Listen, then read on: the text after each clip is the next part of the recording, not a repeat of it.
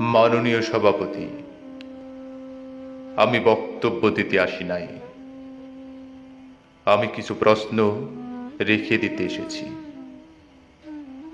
আজ আমি কণ্ঠহীন মানব, বক্ষে অশ্রু বইছে।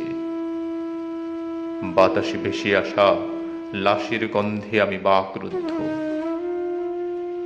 আমি হারিয়ে ফেলেছি বলার শক্তি। যেদিকে তাকায় শুধু রক্তের নদী। আমি হারিয়ে ফেলেছি জন্মভূমি, আমার শৈশব, যৌবনে কাটানো সবুজ ভূমি। আজ কেন রক্ত গঙ্গার রূপে ভাসিয়ে নিয়ে যায় পচা লাশের নাড়ি ফুড়ি। মাননীয় সভাপতি, আমি বলতে আসি নাই, আমি কিছু প্রশ্ন রেখে যেতে এসেছি। যেই পথে বাবার বড় আঙুল ধরে চরণ ফেলেছি, সেই পথেও এখন কেন হাঁটতে আমার ভয় লাগে, বড্ড ভয় লাগে।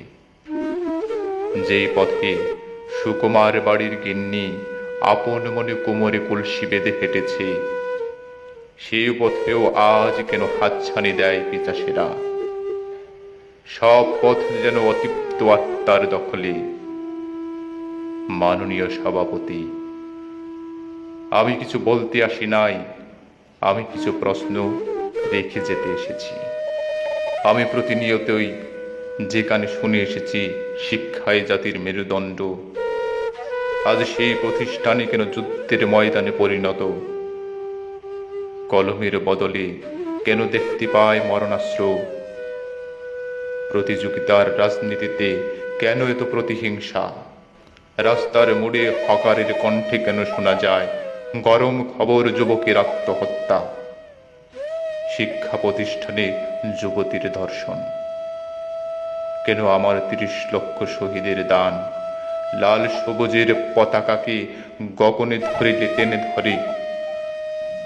মাননীয় সভাপতি, আজ অশ্রুসিক্ত নয়নে বাক শক্তিহীন থেকে কিছু না বলার অভিলাষে কিছু প্রশ্ন রেখে গেলাম।